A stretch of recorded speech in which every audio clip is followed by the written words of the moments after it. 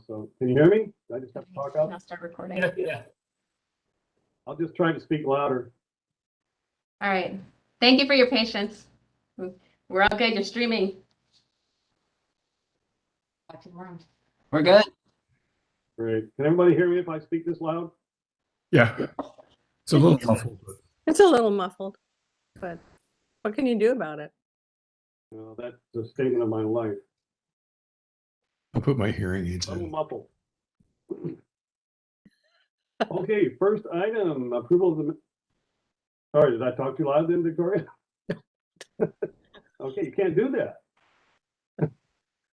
Approval of the minutes. Anybody have any corrections on the minutes of October 21st meeting? I've got one. It says agenda topic 9. The summary says SAB member to assist in gathering data for the audits. I just wanted to clarify that the data will need to come from the city, and that my commitment was to analyze the data when it comes available. Right. And thank you, Greg, for forwarding me what you had already received from previous efforts. You're welcome. Thanks. I hope it's useful. I haven't had enough time to look at everything yet, but that's part of my hope for the coming week, which should be much less busy. Do we Okay. know if Councillor Baumgartner will be here tonight? She won't be here tonight. She's at, I think, a West meeting. Okay. Okay, so any other additions or corrections to the minutes? Okay, so we'll make that correction and get it sent in. So next item, public comment. There's no public here, right? No. So no public comment. Great. So check-ins and updates. Why don't we go for the ease reading in alphabetical order? So Kim, what do you got for us? Not really. I guess it's alphabetical by last name. Yeah, Okay. last name, not first. Just checking for update. I had registered for the, I had forwarded an email from APWA, American Public Works Association, that plastic webinar that was today, and I wasn't able to attend, but they will have a recap. So I will log into that when it's up on their website and share that with the group. I thought it was very interesting. If you read anything about it when I sent out the, forwarded the email, it's really talking about what opportunities there are with new markets, because, we're kind of drowning in plastics, and it'd be really great if there's some good news on that front. And also that we've got community members that are really continuing to promote that and to help find ways to recycle plastics, like the James Recycling event that was in Milwaukee. I think that was last weekend. Mhm. And I emptied out the back of my pickup truck because it was like a year's worth of plastic that nobody took, so it was nice to just get it out of there and know it was going somewhere useful instead of the landfill. But that's tough for people if you're trying to do the right thing and you live in very tight spaces. So looking forward to good news on that. Okay, great. Mike? Yeah, so I know last time around I mentioned that we were getting some e-bikes. They're here. We've ridden them around. We took a 20-mile bike ride and up and down hills, and I tell you what, it was pretty helpful to have that boost there. So we did that 20-mile ride, and it felt just fine. And in addition to that, on Monday, I completed my application process for getting a master's degree in renewable energy and sustainability. Okay. Hear back about that hopefully in a month or so, and glad that process is over. I got to take the GRE test. No one's familiar with that. It's like the SAT, but if you want to go to grad school. So got to do that. That was fun. But it's all behind me, and now I'm just playing a waiting game. So which institution, Mike? I applied both to Penn State and Arizona State. And you can do it distance learning? Yes, yeah, that was pretty pivotal in my selection of those two schools. I wanted to find a program that was well matched to my current knowledge and skills, and felt it would forward my my education in a direction that I wanted to go, but that was also not going to require me to move, and that was available from an institution that is fairly reputable. Nice. Just narrowed it down to those two and just see what happens. That's just Yeah. awesome. Mike, did you take the GRE cold turkey, or did you have a way to study for it? I did a little bit of preparation. They have books out there. Honestly, my preparation was to just try to remember some vocab. So just got a couple apps on my phone, and I would just sit there and just drill myself on vocabulary for however long and whenever I could. And in the practice books, just ran through the old math sections and tried to rely on what I remembered from school 10 years ago. I'm totally proud of you. Thanks. Yeah, I got some promising preliminary scores, but I'll wait till they are officially reported to feel happy about them. All right. Don't discount the fact that Mike watched all of the SAP meetings to prepare for joining us. I'm sure that was part of his studying, right? I know not for the GRE, but you dug in. You've been digging in on a lot of different homework. That's what I try to do. Okay. Next up is the report that Greg forwarded to me about land use decisions in the state of Oregon and how those can be leveraged to improve carbon capture through land management decisions. That'll be a weekend reading. Good. Excellent. Good to have you join our group. Yeah, excited about it. Okay. Thanks, Mike. That sounds great. Victoria. I was pretty interested a few days ago when I got the fall edition of the Clackamas County semi-annual publication. And on pages 10 and 11, you all got this? On pages 10 and 11, there's a Clackamas County action plan project. And reading through it, it's got so many of the things that we're trying to do spelled out. And their goal is to get it done to prepare a final draft in the spring, just a few months from now, and recommend it to the Board of County Commissioners. And I don't know if you get this rag, it's backwards. Yes, right. Yeah. I think we all do, right? Yeah, it's everything's listed on page 11 that their action plans are, and I don't know, it makes me wish that we could have that going too, or maybe we can piggyback on what they're doing or something, or get some energy from it. It's encouraging at the same time. Darn, I wish we were there. Mhm. Maybe we are. So I'd like to have, maybe at some point when it's appropriate, have a discussion about these items on this page. Jerry, is John participating in the county planning group for that climate action plan, or are you doing it now? John and or Brenna are involved in those. Okay. I have not been, but the two of them, I think, attended a session or two. Uh-huh. Okay. Well, thanks, Victoria. Appreciate that. I'm going to go last. Greg, what you got? I participated in a discussion based upon a film called Once You Know. It was made by a Frenchman this year, and it reminded me of a talk that Dennis Meadows, one of the co-authors of The Limits to Growth, gave at the Smithsonian Institute back in 2012, the 40th anniversary of the publishing of the Limits to Growth. And I found it really provocative to look at what he said, almost 10 years ago now, and the way in which he kind of looks at the way trends that had kind of been laid out in the 1972 volume are actually playing out in the present right now. And I was just curious about whether anybody else would be interested in watching that talk. And we could just have an online discussion about it. So it looks like. Oh yeah.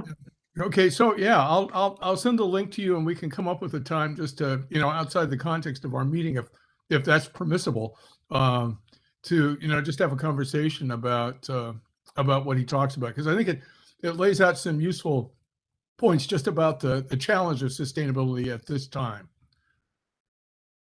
Thank you. That sounds good. Look forward to it, Greg. Can I raise just a quick question about that? Yeah. I know that many of the scenarios that the Limits to Growth covers as well in the 72 book, but also in the 30-year update. Much of what the scenarios look like up until around now tend to look fairly similar. Does the movie that you're speaking of address how to determine or draw a distinction between what scenario is more likely and how they do that when the presented scenarios are as similar as they are up until this point? I think that he talks about the different scenarios, but I don't know whether he answers that specific question. Okay. So we could kind of determine it when we watch the talk. It's about 40 minutes long, 45 minutes long. Okay, I look forward to that. Yeah. So I'll send that out tomorrow. Okay. Great. Thanks, Greg. Sounds great. Jerry, I assume since you're staff liaison, you're item 11, you want to wait to the end, or you want to say something now? Brenna had provided a whole bunch of things for me to update the SAB on. She's at the Neighborhood Association President meeting tonight. So I can wait until item 11. Okay. Sounds great. Well, I'm sorry, but I have to take my time here to speak on what I personally feel is a very serious note based on my own observations after being a member of this group for over 4 years. So I think it behooves me to honestly express my observations at this time. I'm concerned about what appears to me as a lack of commitment or even acknowledgement by city leaders of the environmental crisis in which we find ourselves. Although I'm extremely excited about new members, Greg, actually returning member, and Michael, and your knowledge, skills, and enthusiasm you bring to the group, I'm also not convinced that city leadership is able to recognize that our advisory board and other advisory boards possess an incredible pool of knowledge and life experiences that enable us to provide guidance in our areas of specialty. For all these observations and living here several years, being on board, I get the feeling that the guiding principle for this city is image, not sustainability. So let me provide 5 examples that make me feel this way. The most obvious is the recent Willamette area plastic surgery facelift that destroyed a unique downtown and created an Everytown USA hardscape Main Street without hearing the plaintive cries of our group, to wit, at the beginning of the destruction of the downtown, I contacted the project manager and asked about the location, or would there be any bioswales in there? Told blithely, and I looked at the design drawings, there are no bioswales. And I was told, oh, well, the drainage goes into ODOT responsibility property, which is basically Burnett Creek, and they take care of that. Well, there are no bioswales on ODOT property. So that was a can kicked down the road, and no bioswales were built. Also, in the SAB, we asked about, okay, what about lighted crosswalks for safety, the flashing lights for safety? Because there are still a couple of areas in downtown Willamette. When it's dark and raining, they're still darker than the inside of a cow. I don't come in here in street lights though. But we were told, oh no, those cost too much, we can't afford it. Okay, well, so be it. I know Kim and I and several others over a few years talked about during this project, okay, we need EV charging stations.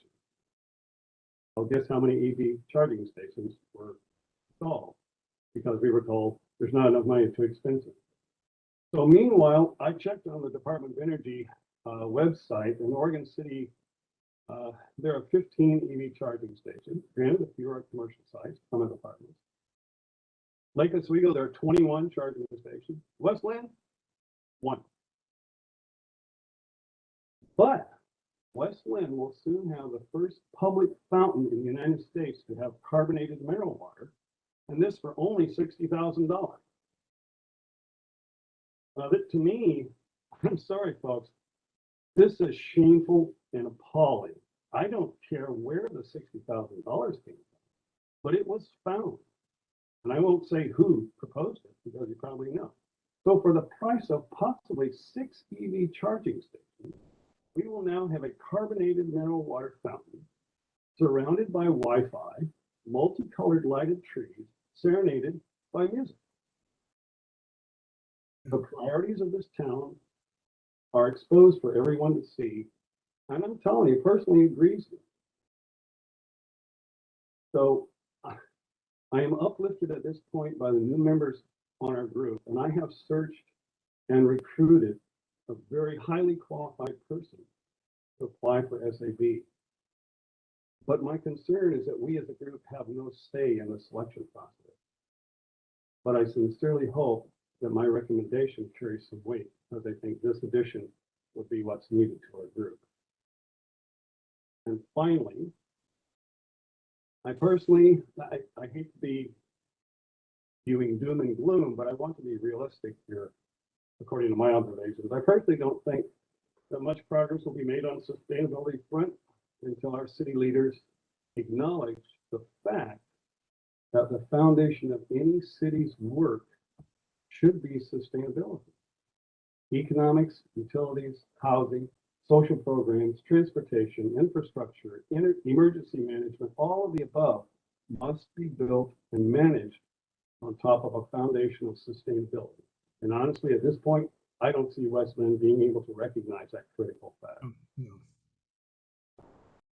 So with that, next item on the agenda. Thank you, Terry. Sustainability Education Series.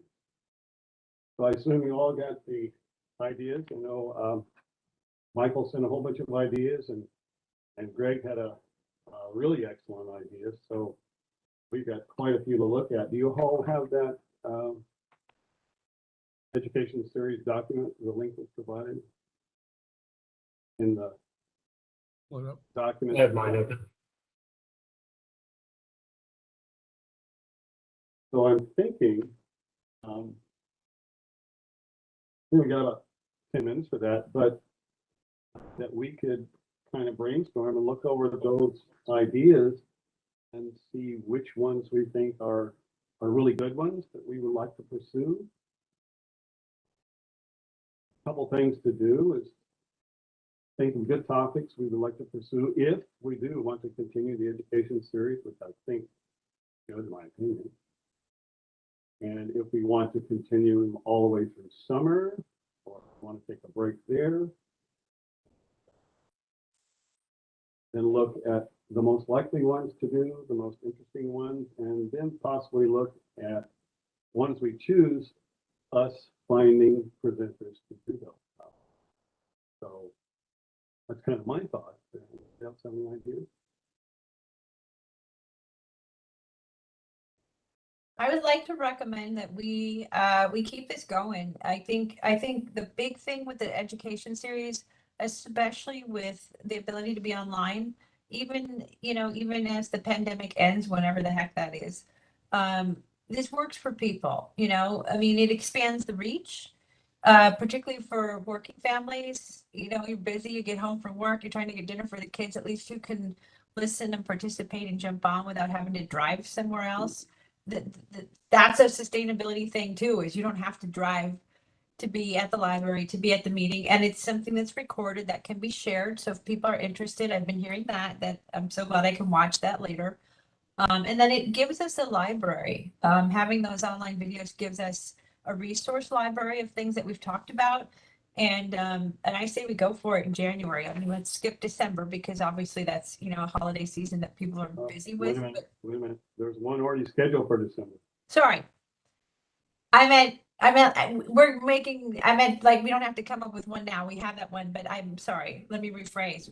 We need to have it for next year, but we could knock this out. So I think if everybody just can just popcorn out, I've got the list here because I'm taking notes tonight. And I'll just highlight the ones that strike you that feel like a yes.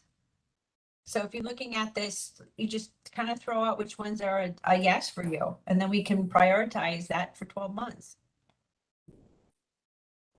Just for some clarity, so that everyone has a sense of what Willamette 2100 is. Admittedly, I don't know enough about the project, but my understanding is that Oregon State undertook a pretty considerable effort to try to model what they thought the long-term health of the Willamette River would look like up to the year 2100. That river cuts right against our city, so I thought that it might be really interesting to see what some really smart people with a lot of education have to say about what they think the river is going to look like 80 years from now. I'd be quite interested in that. I'm sure that there's a lot to digest out of that, but at the same time, I think that we might be able to contact somebody from the team that put together that study, see if they can provide just a little summary of it for our education series. I think it's a great topic, and I think Greg was probably involved in that as far as the wakeboarding, wake enhancement devices, that kind of thing. But also, right in West Linn, we have Travis Williams, who's the director of the Willamette Riverkeeper organization. He does presentations all the time. In fact, his wife is the person that I recruited to join our group. But yeah, Mike, I think someone from the state, or this group you're talking about, possibly someone like Travis from Willamette River, would be a good show. Yeah, Travis plus somebody from OSU would be I think powerful. See, I've got a really good film that a guy named Bert Craigus just showed about like the Oregon Boaters Association that I'll send out to you as well, that I think you'd find interesting. It's only about 4 or 5 minutes in length, but really kind of lays out some of the situations with regard to wakeboarding and the river and particularly in the Newburgh Pool. Okay, well, Victoria. I found myself be quite interested in the last bullet, the electric future, and what does it mean?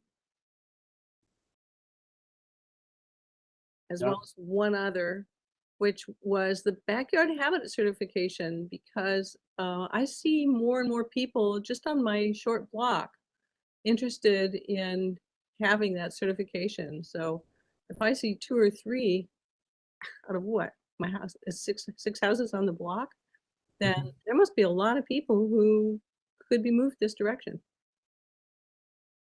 So we have a direct connection with that organization.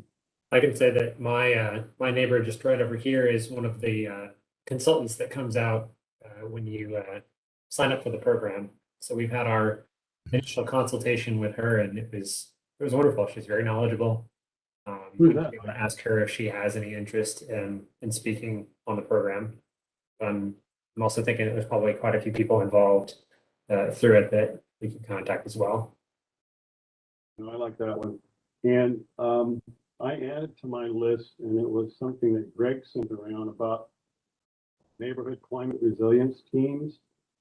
Oh, I thought your comments, Greg, on that were just spot on, because I know the Map Your Neighborhood program is very good and very valid for this time in which everybody's thinking about the big one. Yeah.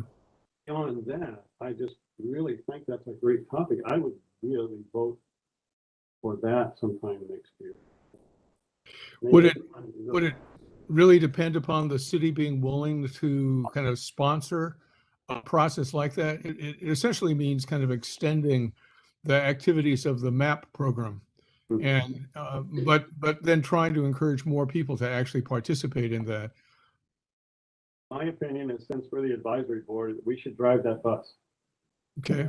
Can't wait for the city to get on board there. We need to drive that bus, and that's a part of our education series. We just do it. Yeah. Hopefully the city is on board, because it's really vital. Michael. I just had a question. Greg, you mentioned a MAP program. I'm not familiar with that. It's a program that was set up to help neighborhoods deal with emergency circumstances by essentially kind of learning who is in the neighborhood and kind of doing the research. I mean, the resource lists and skill lists, but also teach people how to begin to assemble emergency kits. And my sense, and Jerry may be able to correct me, like I talked to the woman who was in charge of the program for several years, but has resigned now a year ago or so. And it seemed like the main focus was really helping people to pull together those emergency kits. But I know when I saw John Williams a couple of weeks ago, he said that he had just recently gotten together with the folks in his neighborhood group. And so people were socializing with one another and really getting to know one another. And so it seems like a foundation for doing the neighborhood climate resilience teams. They're really kind of linked together. Jerry. Brenna is Brenna is working with the Public Safety Advisory Board to determine how it could help with things like Map Your Neighborhood and emergency preparedness in general. I expect that she will be talking to council about the purpose of that board in general sometime next month. But one of the things that we asked her to do upon her first day was to take a look at that PSAB and see if we could use the time and talent of the people on it to help with things like Map Your Neighborhood and emergency preparedness in general. So it's being worked on, but I don't know everything about its current status. So I'll plan on talking with Brenna and just have a conversation about my ideas and just see like how they could potentially dovetail together. And I think as I'd mentioned in my note, we could see like the educational presentation as an opportunity just to kind of tap into public interest in doing something like this and getting feedback about it. I think it's possible that by doing that as part of our education series, we might reach some people who are not familiar with the program, heard of it before. So I'm on board for that kind of program. Great. I'm sorry, Victoria, you had something? I just want to say how impressed I am with it, Greg. I really like it a lot. Thanks. That's great. You hit all the buttons on it, Greg. I was doing a little happy dance when I read it because I mean some of this stuff kind of organically happened during the ice storm, and the fires, but not really in an organized way. And I took a FEMA training for rapid response post earthquake, but these are those things you're constantly talking about. They talk about that in the Great Shakeout every year of, FEMA's not showing up for 2 weeks. You're on your own. So it really helps if you know, hey, who's got the tools or who's can help with these things. And even like you said, the fruit trees, there's a lot of layers there where those things kind of exist in different places. And I love that you're taking something that's already here and adding those layers right where we live. Thank you.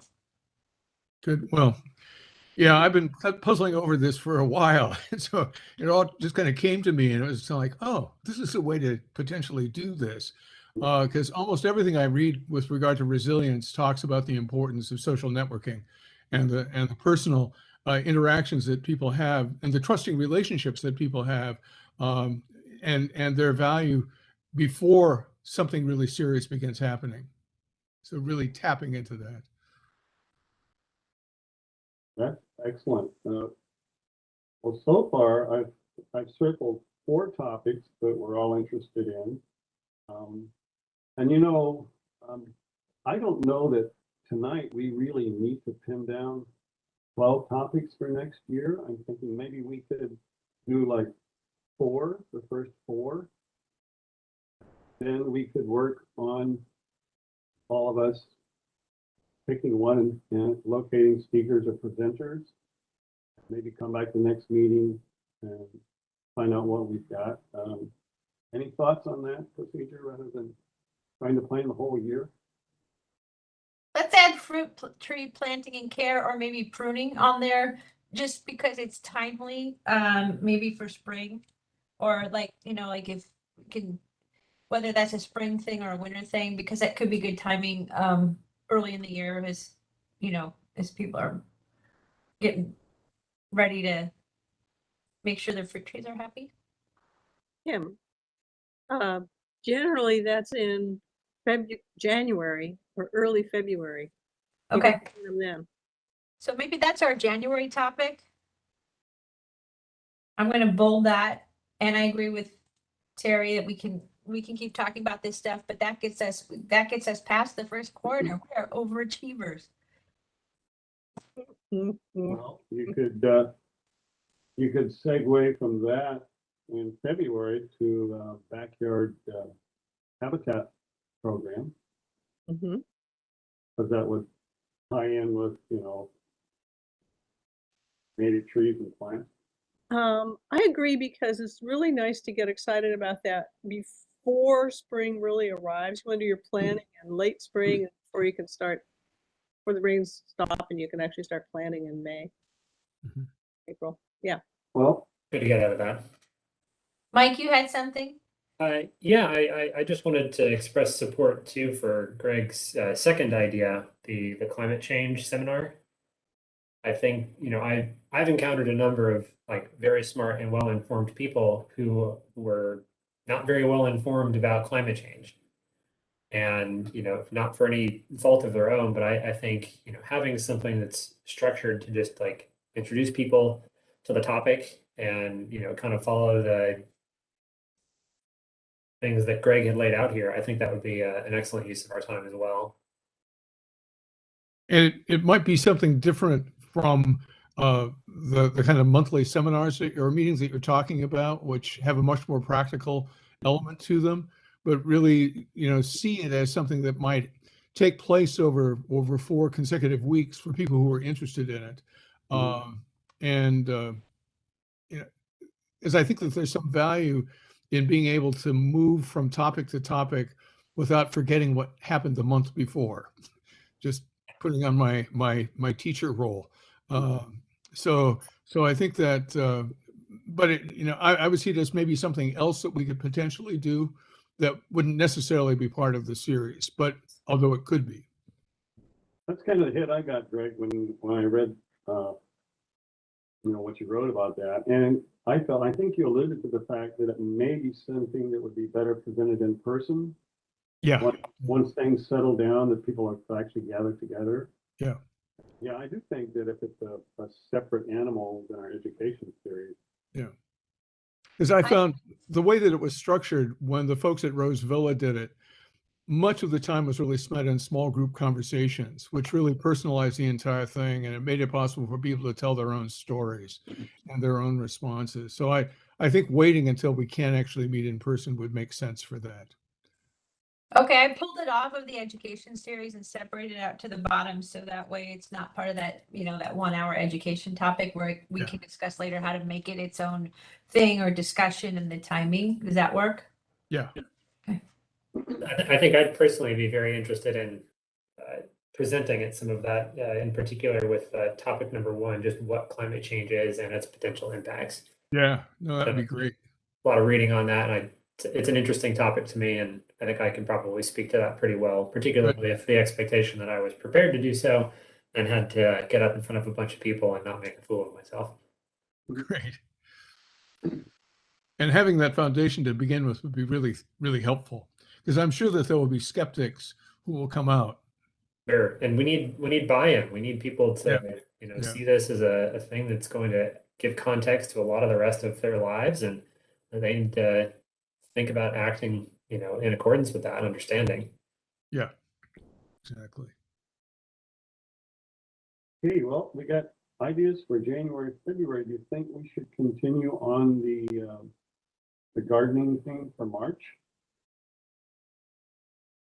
Which Gardening one? for small spaces?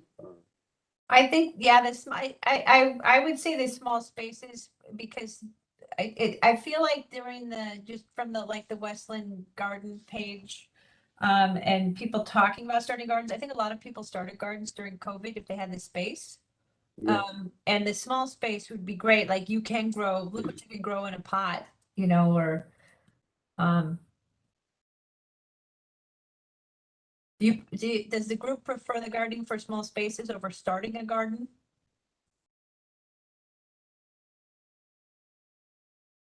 I do because I It- think it's more specific. Is it possible that with, with a full hour that we could just discuss them both? Starting a garden, but we're not gonna leave out the people who might not have the space to do it. I think it's perfectly easy to do those both in an hour. Personally, being a gardener myself. What about you, Victoria? Yeah, sure. I think Could that be combined with some information about the city's community gardens? Hmm. why not? And how people are able to, the whole process for getting spaces. It's I it's a mysterious process, and I run the list. Uh-huh. Okay. Well, we had talked about expanding our areas of community gardens, and maybe something like that would spur a little more interest in it. We don't lack for interest. I have a waiting list.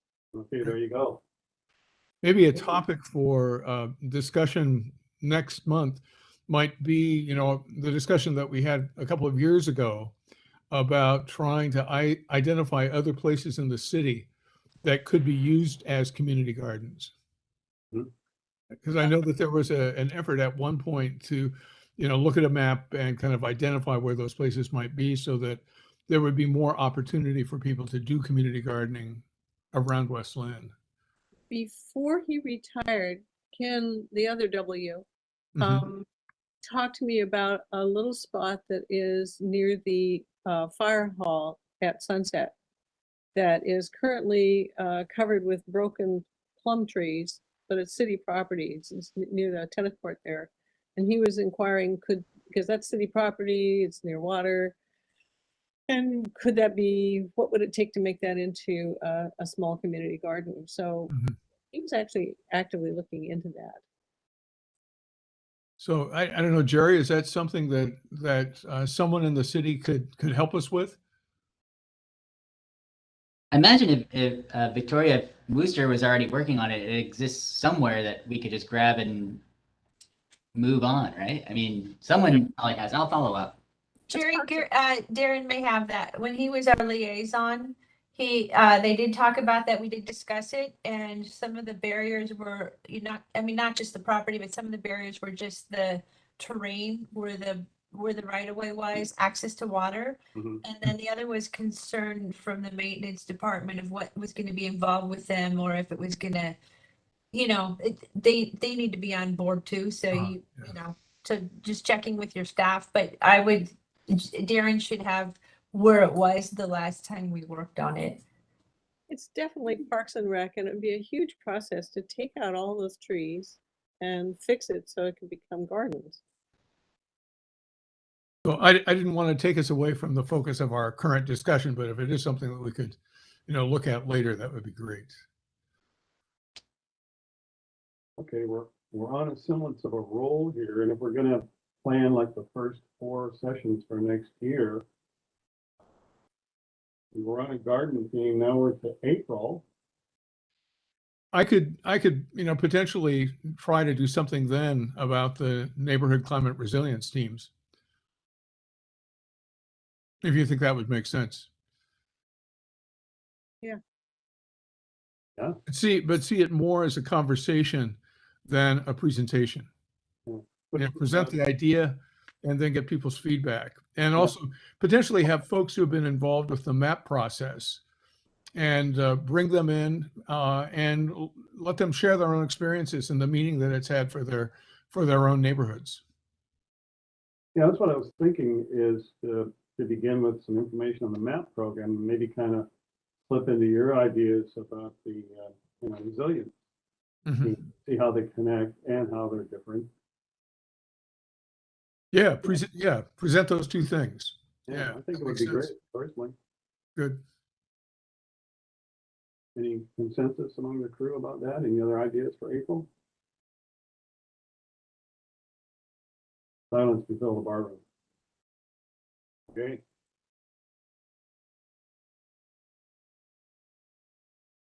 So in review, it looks like we've all agreed that fruit tree planting and care is the January topic. Backyard habitat certification, February topic. Gardening. New gardening for small spaces. City community gardens possible is a topic for March. Neighborhood climate resilience teams and the MAP program for April. Is that Victoria? Possible idea would be to do the climate change seminar 1 month and take a break from the education series to provide the month for that. So not try to do the education series and the climate change seminar in the same month. I don't know. Yeah. Just to say, well, we're going to devote this whole month to this and then go back to the education series. It's a So maybe topic. do the month of May before fire season starts? For that discussion? Yeah. It makes sense. But I still think we should really wait to see what happens with COVID in terms of being able to have in-person gatherings, because I think it would be a stronger experience for people who are participants. Greg, could it be outside? It could be, well, except for the fact that so much of it depends on tapping into online films, like for 4 or 5 minutes as a stimulus for conversation. I know that some of the libraries in Clackamas County have projectors that can be checked out. Perhaps that's a means of providing video outdoors. I think that series, it was 3 or 4 sessions, Greg, that you were talking about. Yeah. I think that, to me, it seems like it involves a lot more planning than just a 1-hour education seminar. Yeah. Seems like, and also the fact that it would be better if it was in person. So that's almost a wait and see right there, not even to mention the planning requirement. Right. It might make sense to wait until like the end of the summer or like October. And not trying to do it since September, but October 2022. One possible angle on that is that if we have yet another dry summer, people may, look at that and say, "Oh gosh, maybe I should know more about this." True. Yeah. That could probably be touched on in the April seminar with about the neighborhood climate resilience team. Right. Yeah. I have a feeling that, calling it the neighborhood climate resiliency teams would necessarily draw people who are already understanding enough to, commit to action. Yeah. Well, that's just a title that Greg mentioned. I don't know that we're going to have that as the final topic, but anyway, we got a placeholder for it. I think if we could add sharing community to the MAP discussion, because the MAP, it's an acronym, it's something official. But that sharing community, we've got a very strong sharing community with the Westland Free and Trade group. And people are having more of an awareness of the lending library through the Westland Library and Clackamas County. So I think there's more awareness of what a sharing community looks like. And that layer is there of Greg's proposal. It's like you've got that resiliency, planning, but that sharing community relationships are happening there. Where people are giving each other stuff. We've got climate refugees in that group, people that have lost everything in fires, not just California, but here in Oregon, that are part of that group where they're trying to rebuild their lives because everything they had was lost. So if we can add sharing community to that, I think that helps, connect more people to the discussion. Good idea. Okay. So Kim, can you send me information about the sharing community or a link to a place I can learn more about it?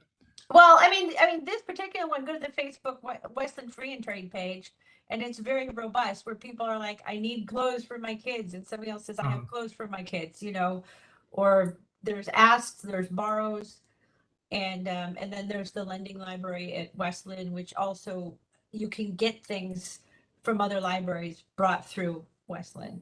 Also, the Portland Rooster, which is a free and trade barter group.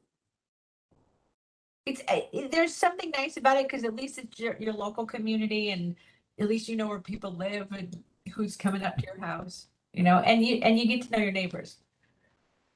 Good, thank you. Okay, so now that we got those 4 subjects pinned down, do we assign members who would like to find a presenter for those? For tree planting and care? I can try to find somebody for that. Right. And I don't know if you're familiar with the Master Gardener organization. They've probably got a lot of resources there. Clackamas Community College Agriculture Department has got a good resource. I'm sorry, did you say that you know somebody through the Master Gardeners? I know a Master Gardener, but unfortunately, no longer with it. So, I mean, I could check with Clackamas County with the Master Recycler, Master Gardener program. Yeah, I'd be happy to contact the extension office too. That was my first thought. Victoria, you had your hand up? Yeah. I know one of the gardeners in the community garden is a master gardener. I can ask her. She teaches on their program. That'd be great. Send her name to you if you want it. I'm putting down Victoria and Mike because you never know, like if you both reach out, maybe they can kind of combine tag team, or it's one or the other. Okay. Yeah, Mike, we'll stay in touch on that. Good. Good. So I'd be happy to find someone for backyard habitat certification. Since we're in the process, and I know one of the ladies who's basically in charge of that group used to be a co-chair at SAB. Is Right. Cindy still around, Terry? Cindy. Yeah, I think she's still around. she would certainly be a good person to talk about it. Without a doubt, yeah. So I'll do that one. She came and checked out my backyard before I was on this committee. Pardon me? Yeah, she certified me. Yeah. Me too. Yeah, that's great. Okay. Gardening for small spaces in March. Anybody want to try to find a presenter for that? That would probably kind of go along with the first topic. Maybe the same resources could provide Yeah, person. Yeah. Let's check the same resources for that. Yeah. April, I think we know who's going to do that. Yeah, I'll do that. Greg, that's your baby. Right, that's my baby. Okay, great. Is everyone comfortable with just pinning down these first 4 months? I was thinking, it might be interesting to really try to plan through the beginning of, like the end of the spring, to actually go for 5 months. But I'm really curious about the electric future. What does it mean for you? And did you suggest that, Terry? Was that one of your? Yeah. Do you have enough background to be able to pull together a presentation about that? I wrote several textbooks in my life, and I didn't know squat about what I was writing about, and I researched it and looked it up and taught myself. So I think I could probably do it. Right. But I think it'd be really, interesting just to encourage a conversation about that question, and the opportunities that it presents, but the challenges as well, just in terms of grids and their ability to be able to actually provide all the electricity that'll be needed if we make a total switch to electric cars. We have. In this group.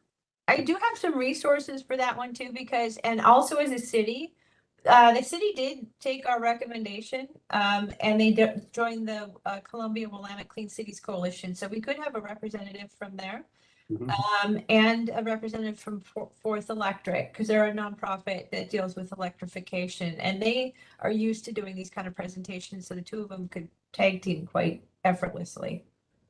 Yeah, the idea of a panel is really appealing. Yeah, Yeah. that'd be great. That'd be great. Okay, well, If you're game, I think that would be a nice way to finish up. I think that's the May topic right there, huh? Yeah, yeah, I like that. Okay. Well, we got 5 months just like that. yeah. So I guess I've got a question about how we kind of address the concern that Mike raised last time around. How do we kind of increase the number of people who are aware of these events and are likely to then participate?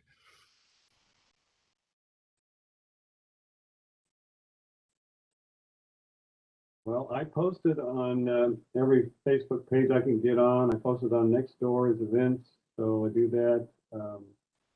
You know, I told you I'm working on my second column for the Westland Tidings. Uh-huh. I can start plugging it there, and I know it's advertised on the city's website, but how many people know Yeah, that look don't at that, know? yeah. I think it's listed in the Westland Update Weekly, or it can be listed there. So it's Has there been any past tradition of approaching churches about including notices like this in their bulletins, as well as the Chamber of Commerce and I don't know if there's a Rotary Club or a Kiwanis Club in West Linn, but approaching those folks as well, so that there would be information that would go out to their membership, the Chamber of Commerce. Those are all good ideas, and I would tag on to that, having neighborhood associations at their meetings. Oh yeah, yeah, for sure. And Jerry, do you have any suggestions of other kind of vehicles that the city has for getting information out?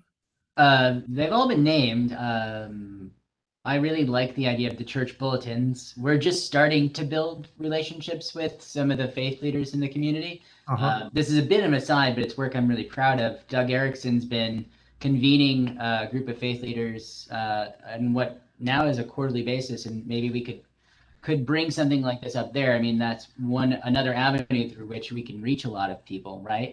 Yeah. I love the idea of Rotary and Kiwanis. I know there's a Rotary Club, but I'm not sure how large it is. Mhm. The Chamber's another avenue that we could pursue. That's a great idea.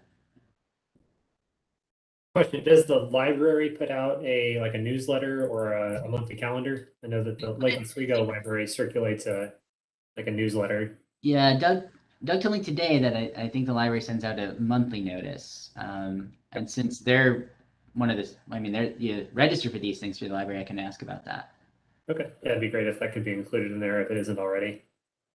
What about Clackamas County Soil and Water District? Because I've joined things from them, webinars that they have. For gardening or beneficial insects, that kind of thing. I don't know if they could help promote these.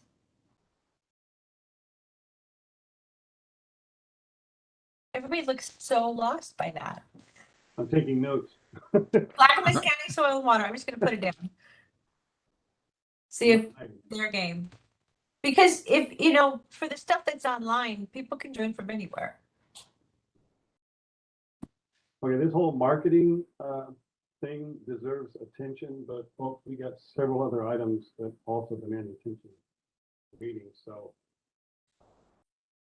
unless there's anything really pertinent to this subject, I suggest we move on to the next one. Good.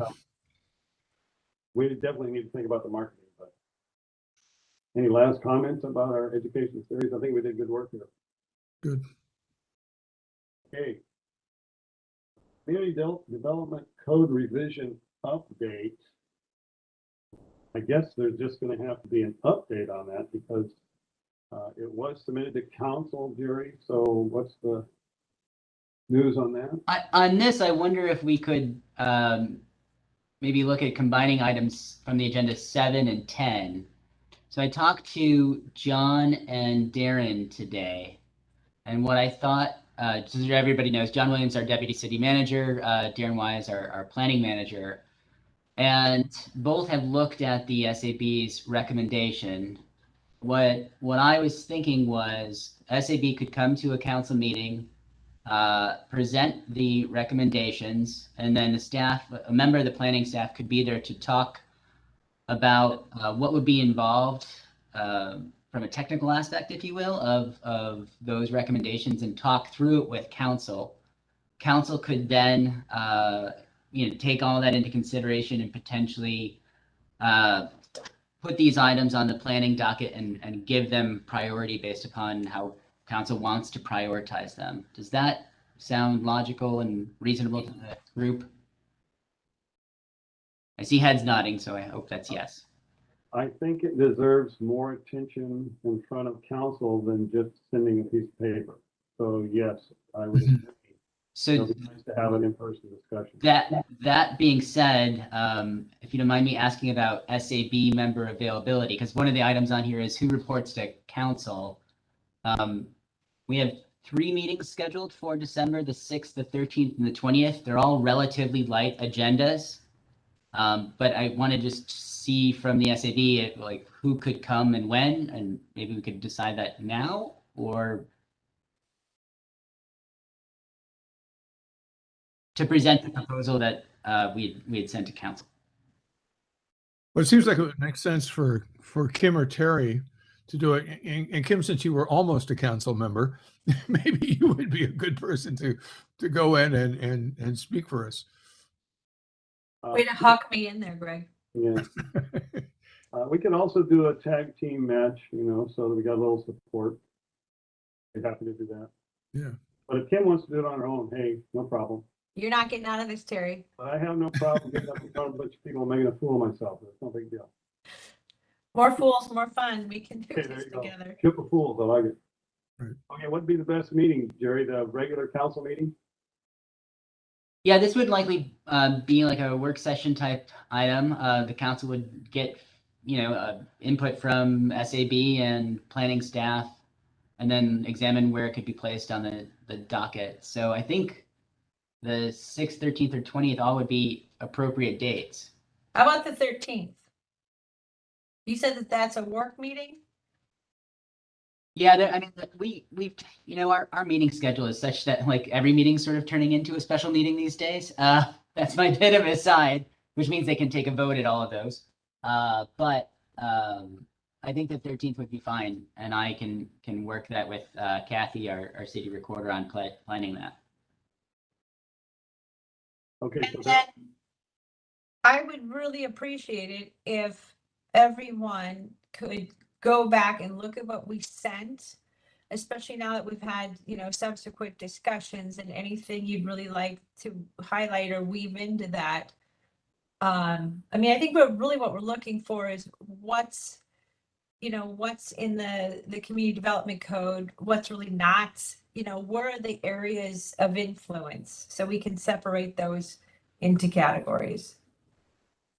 yeah, so the proposal included 3 categories: community electrification, resilient landscaping, and tree preservation. Jerry, what do you perceive would be time allotted to us? I guess we do a presentation, then there's some questions, and then back and forth discussion. Yeah. How much time do you think? Well, any project will expand to fit the time allotted to it. So, 10-minute presentation? What do you think, Kim? 15 minutes? My first thought was 45, but well, no, I guess Critical issues. my confusion is just we can't move forward without input from staff. But staff will be there to talk through how these items could be worked into the planning docket, the amount of time they would take, the complexity of them. They're all varying levels of time on these. Kim, the time I was referring to is just our presentation time. Oh, that's short. Yeah. So, a half hour, with that? Tops. It's not going to take us long to present it, but what I was hearing, and maybe I misheard Jerry, is that we're going to have the council in front of us, and that we will have a city planner who can say, this goes into this category and this goes into that category. And we've got an overview in our proposal. Would it be possible to have a meeting with city staff prior to the council meeting Yes. to identify elements of the code that are directly related That's to what the proposals? we wanted from the beginning. This is what we wanted in July. But it seems like that's the sort of thing that could most productively be dealt with before the council meeting. We Yes, needed, city staff. we were asked to make this proposal so that they could put it on their time card and give us the time. This is all we needed. It's Uh-huh. staff time to walk us through this. So the staff can walk you through it and talk. I mean, what sort of thing are you looking for from staff to say this is the amount of time these items will take us to work through, or No. Council gave us an overarching goal that is vague. right? So if you met with council and planning staff, we could work through, more specificity for that goal What if, like, with what you provided.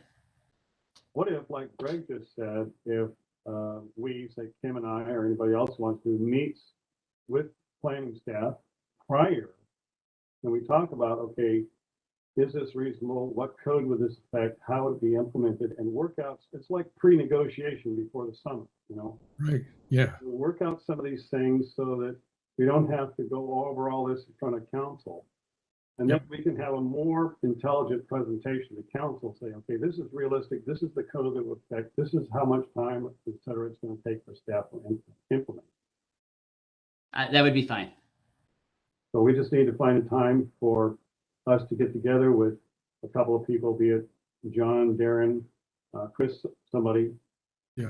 Yeah, for a pre-meeting to work through these more deeply and then return to council. Does that sound?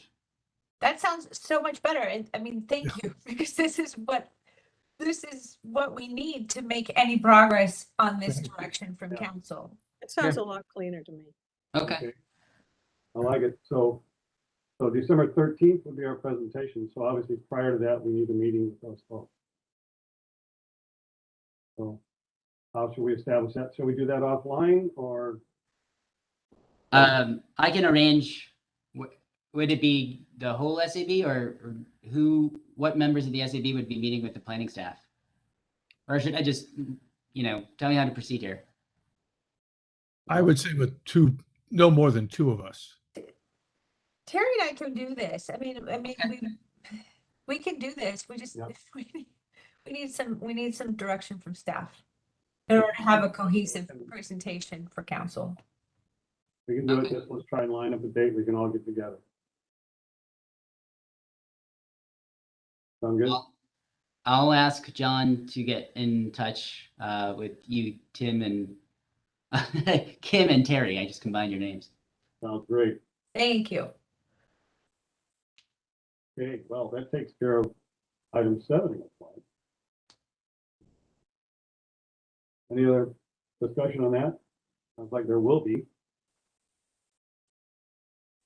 Okay, item 8, the baseline audits update.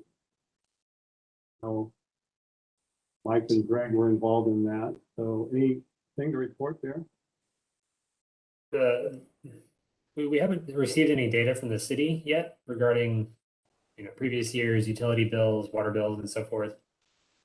We would need that to really make any progress first. Do you all have access to your email during the meeting? I do. I just sent the SAB an email during the meeting. Hopefully you got it. Brenna put together a pretty nice update. It includes the city facility water usage. I just looked at this today for the first time. I just got it today for the first time. So we have city facility water usage, and if you scroll down a bit, there's a bit about PGE. Brenna note, and I'm just going to read here if you don't have the email handy. The city's collaborating with PGE to share energy building analysis, suggest improvements, and connect with partners providing grant funding. That's one part. Brenna is working on collecting PGE energy utilization data. We do not have efficient access to it. So Brenna is asking PGE to pull data on the city's behalf. PGE thought it would be able to compile the data using our customer account, but it's too segmented to download without manually downloading data from over 100 accounts and copy and paste the data into an Excel file. She finished with heating and cooling buildings are the biggest expenditures. Not surprisingly, right? What about fossil fuels? It's just saying here. Either, gasoline, natural gas, oil. Says here that CDPGE accounts are not enrolled in the 100% renewable energy program. Right. The current energy resources are wind, solar, hydroelectric, natural gas, and coal, which I'm assuming is just the general mix available in the Western Interconnect. Kim, does that sound right to you? No. I thought we were enrolled in 100% renewable electric. Something fell through the cracks then, because we testified for this, the last council approved it, and it was a pilot program. And we should have been enrolled in that. That I'll follow up on that because I think Lance told me at one point that we were part of that. We should have been, sounds so. like a year and a half, 2 years ago, wasn't it? Yes, the only thing that could have changed is I did hear from somebody in the industry that the city of Portland, it was a pilot program and it was supposed to be 100% renewable energy, and it was not going to have any new plants built. The city of Portland wanted in on it after everybody had been in, and by them being added to it, I don't think they were able to meet the requirements for all of those cities without the renewables. So I don't know if we intermittently got booted out of it because of how many cities were added into that program. But we were supposed to be in that, and it was approved. So we need to be back at the table in the 100% renewable, because I know we were in that. That's kind of a black eye. And it was So supposed to be regarding less. the baseline, regarding the baseline audits, were we looking at water, power? Right. Yes. I think those would be the two big ones. Chemical use, trash hauling. Were we looking at all those, or just a select few? I imagine that for things like trash hauling and possibly chemical use, that good data might just not be easy to come by. You know, with things that are metered, then you're more likely to have that. But I assume that many city facilities simply have a dumpster that is emptied, full or not. It would be hard to get a gauge for what the actual tonnage sent to landfill is. Well, I I got don't remember trash hauling being in any of the documents that I looked at a few years ago. That was just a question, but I do remember about 3 years ago, we, the SAB, were given a spreadsheet on all the chemicals used by the city. Herbicides, things like that. So that does exist. Mhm. Whether it's amounts and when they're used, I don't know. Yeah. Thank you, Jerry, for saying this. This is why it's so critical to have this baseline energy audit, because at least we know where we were, and this makes it really challenging to go back and see if we've been paying too much since we got accepted into that pilot program. The whole deal with that pilot program is, I think Westland had been on clean wind, and when PGE came and gave a presentation to the SAB and to council, and it was supposed to be less money than what we were already paying. So it should have been a money savings. And if we're paying for a mix with coal in it, and we weren't part of that program, it's just disappointing to figure out like how much did we miss out on our energy costs if that didn't get implemented? Because what the information they gave you that you shared with us just now, Jerry, is that it's 0.008 cents a kilowatt more to get into that. So it's really, I'm really looking forward to us having this data so that we can make comparisons and make sure that people our energy providers are upholding their promises. Because the goal here is to save city money too. Yeah, regardless of where the baseline audit goes, that's something that really needs to be determined right away. Okay, well, that's great. Thanks, Jerry. I think one thing I'm seeing here too is that, if we're establishing these baselines, part of the assumption there is that these baselines can be used to compare not just the city as a whole, but to look at energy utilization and water utilization in specific facilities. So, the difficulty that like Brenna and PGE are having in terms of pulling data for, historical usage, same challenge is going to be present for trying to monitor into the future as well to, use those baselines in comparison to what we're doing now. So that could be a challenge. I don't know if PGE is going to be willing to sign up to do that continually. Mhm. I mean, it's possible that process can be automated in some way. But I don't know if the city would be too keen on, either hiring that out or letting me have access to their accounts to try to automatically pull that data. Yeah, well, can be done. It's software and time. I got a question for Jerry. Are you familiar with any other cities with regard to their efforts to audit energy use and water use? Have you seen any places that have developed systems that make this possible? I have not, but I haven't looked. Brenna came to us from Milwaukee, and I'm always hearing about how sustainable Milwaukee is. I wonder if she might be familiar with some of that. Yeah, that would be useful to know. One question about the way that the city tracks its expenses. I would assume that you just cut a check to PGE for your entire account, or is it more the case that you pay individually for each building? I don't know the answer to that. Okay. I would think that at least on some level, It's probably each building. okay. I would think on some level that just the raw payment to PGE can serve at least as a useful proxy for energy utilization. Now, that might be a way to get some more preliminary data if PGE is having trouble actually assembling all this for the city.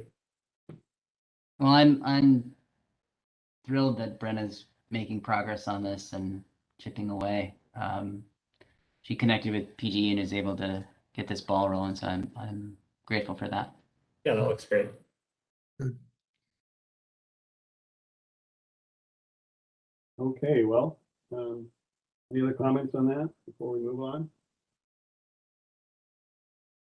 Okay, the next item is the annual report to council, which is normally due in December, and I have a rough draft of that report. Obviously, some edits need to be made. You've got that. The accomplishments in 2020 are pretty straightforward. We just pull those out of minutes and what we've done. A couple of areas that we asked for input last meeting were what we see were the challenges we face for 2021 and then our 2022 goals.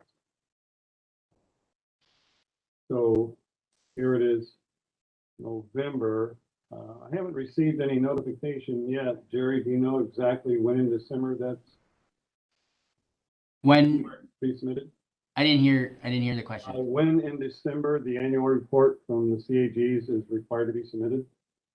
I don't know. Dylan will be working on that. He's been asking. He and I've been talking about it. He should be sending.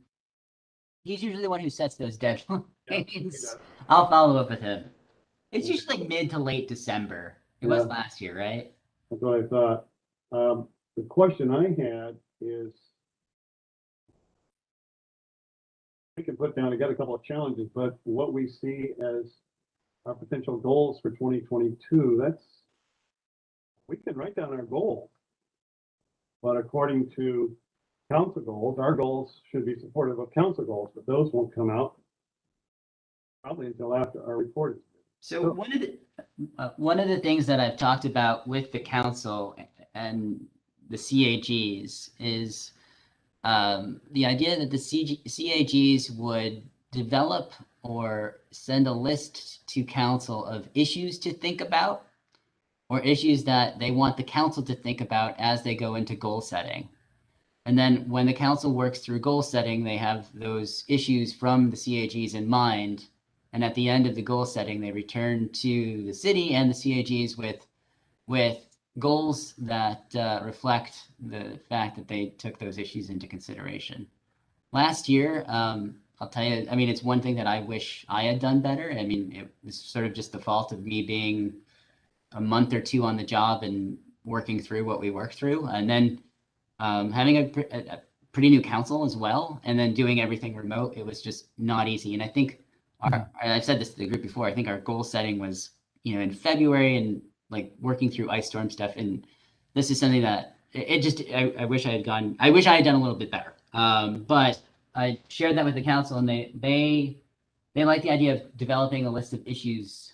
So maybe that's something that our CAGs would be developing and then sending to council as we go into goal setting.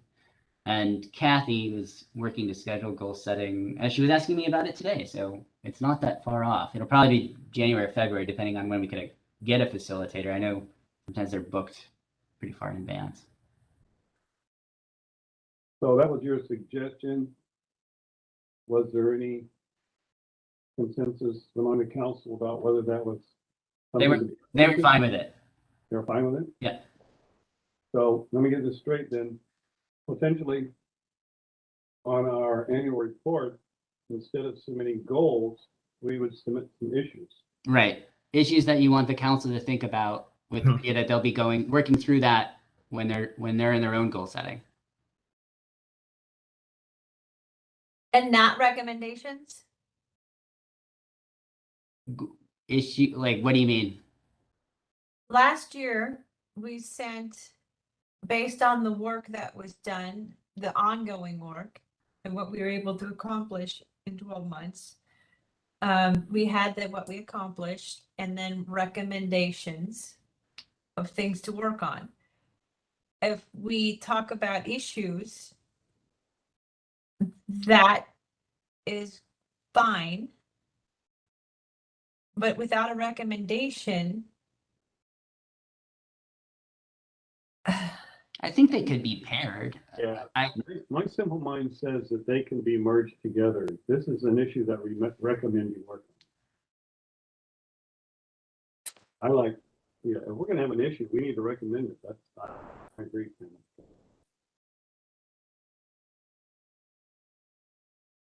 I think pairing them would be helpful as we go into goal setting. This is a good discussion.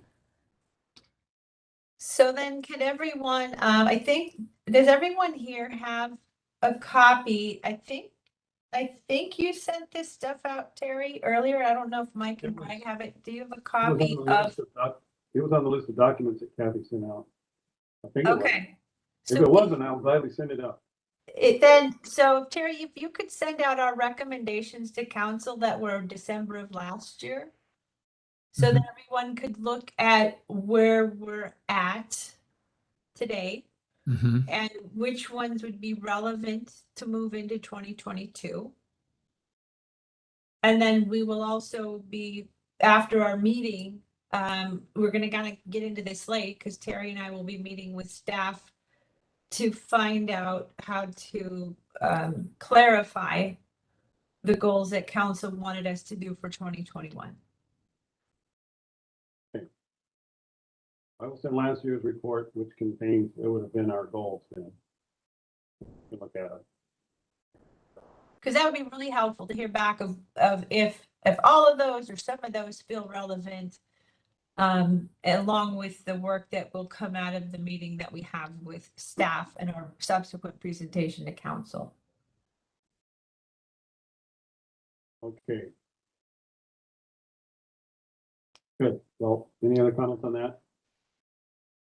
I'll send out to you folks and maybe be thinking of some issues / recommendations for next year that we can put on this report.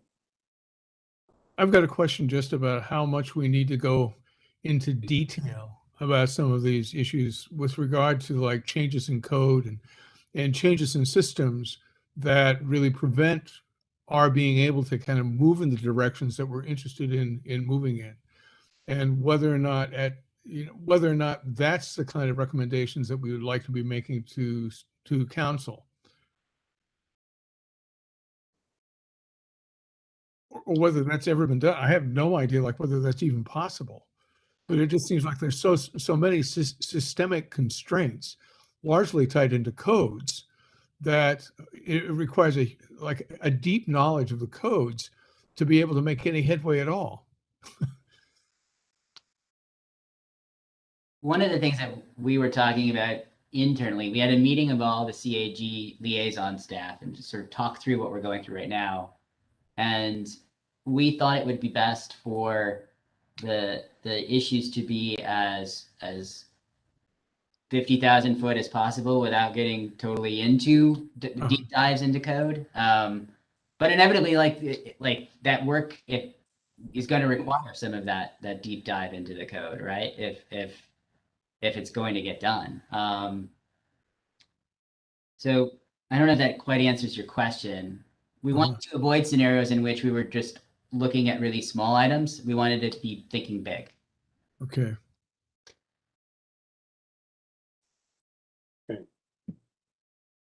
Okay, we've got a couple of other items to discuss with just a few minutes left.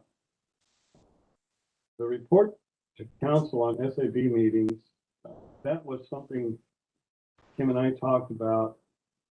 We, the SAB, want to make sure that what we've discussed and hashed over and planned in our meetings is accurately reported to city council.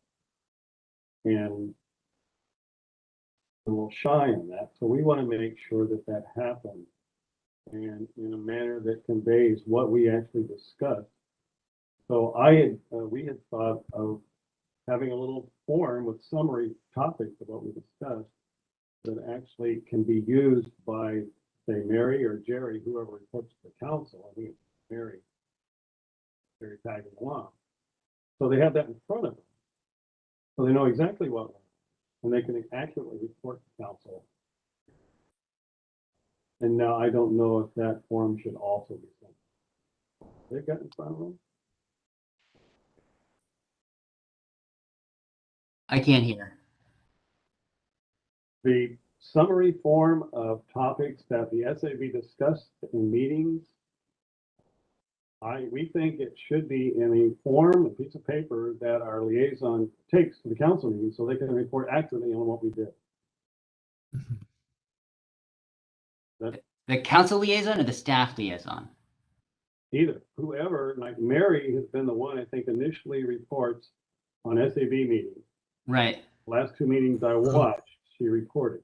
Right. It would be nice if Mary, or if she's not there, if you, who are representing SAB and reporting to the council, has a piece of paper from which you can read so you don't have to try and remember stuff. So that our goings on here are accurately conveyed to the council so they know we're actually doing some work. Because last month's report, I'm sorry, it was woeful. Yeah, Mike. I know that Kim and I had a discussion about this as well. I think part of the idea was that like we, when the meeting adjourns, we have a sense for what message is going to be taken to council and that we've all, kind of addressed it and said, yes, this is what we want council to hear from us about from the meeting. That way, like, it's not necessarily like, okay, we've adjourned and, whatever, say if Mary or Jerry is remembering to mention in the meeting, gets mentioned, but maybe something more formal could just help establish that line of communication more effectively. So Kim, are you the one who takes minutes for these? Jerry and I take turn taking minutes and I mean we have the minutes here. But it would be nice to have, just a bullet point. And I guess let me ask you, Jerry, is the intention of of advisory board groups to council, is the intention of that so that the council can bring the rest of the councilors who are on a table, who are not at those meetings up to speed of what's going on? Is that the intention? Yeah, so at every council meeting on our agendas, the council is asked to report back. Councilors are asked to report back to the entire council about meetings that they attended, CAG meetings or other things. That has been happening. There's not a form that any council member reads to the council? It's an interesting question. I'll talk about it with staff about just CAG liaison. Well, Well, I think it's a no-brainer. I don't think it needs a whole lot of discussion because what we could do is we could pull the salient points out of our minutes. We could do this all Yeah. the time. And just make bulleted things for them. And that could be the crib sheet for Mary or you. well, Your Cliff notes. it So, it I don't really think should it- be to Mary, not Mhm. not to me. Yeah, well, Yeah. if you're backup, Mary's not there. Somebody's got to report. So anyway, I don't think it's a lot of work, but at least it would be the points we talked about in Mary's hand, and she doesn't have to add that. I would like to add to that, Jerry. Overall, I watched quite a few council meetings, and the ones where I've gone back, the recent ones, the council updates from the advisory boards are really fast. Some of them are missing, and as a citizen, I don't have time to watch everyone else's meetings. I would love to know, what did you talk about at the utility board meeting? What did you talk about in the public safety board meeting? It's a great update.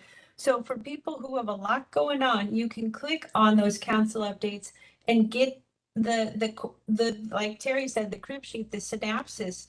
And Mhm. that I would love for it to be available for every single advisory board. You have a lot of volunteers in the city who are professionals in these topics that are contributing a lot of volunteer hours. And it'd be great to hear what kind of progress we're making. And that we know it's shared with the other council members. I think there's also a pattern in meetings where there's no way anybody can be a subject expert in every subject. And this is a way of bringing everyone along as you go, because decisions need to be made on the things we're discussing. And a lot of times those decisions come 6 months later, a year later, 2 years later, and it's too much information for the council to take in all at once. Well, my suggestion would be, because we're running out of time and Jerry's got to give a report, my suggestion would be that Kim's doing the minutes, Kim and I can get together, we can pull out all the points, put it on a form, send it to you folks, it won't take long, send it to you folks to get your approval, and then we can send that to Mary to Mhm. get that for her notes at this point, and maybe later we can, populate that with the other advisory groups. But in the meantime, I'd really like to see that this happens for us. Yep, I would agree. Okay, any other comment on that before we turn it over to Jerry? Or Anything that helps clarity and communication has my support. I like Good. it. Yeah. Okay, we're almost out of time, so Jerry, you got 30 seconds. I don't have anything to add that Brenna didn't already write. So please take a look at what she wrote. She did provide a pretty extensive update here. I'm That was good. I'm happy with it. Way cool. Good, thank you. Please tell her thanks. Jerry, I was being facetious. I didn't say it mean you had 30 seconds. No, I don't really. If y'all have it in front of you, I don't have anything more to add. Great. I said when Brenna started that sustainability and resilience would be one component of her job, and she's just running with it, and I'm so grateful. I'm elated, and she's doing a ton of emergency management work, and talking to the NAP tonight, and I'm thrilled that she's here, and she is just getting things done. So Well, she's been working to get, I talked Awesome. with her about getting the recordings from our education series up, and she's been working on that, so that's greatly appreciated. That's great. Appreciate her work. Yeah, please tell her that we appreciate her work. I will let her know.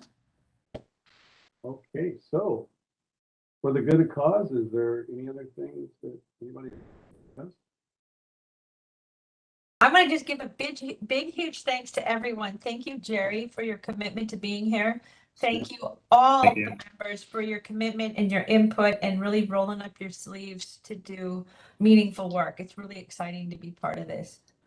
And I hope I didn't cast a pall of gloom over the group with my initial comments. I'm really excited about this group. I think there's so much knowledge, skills, and energy here. I'm really hoping that we can help move the needle for this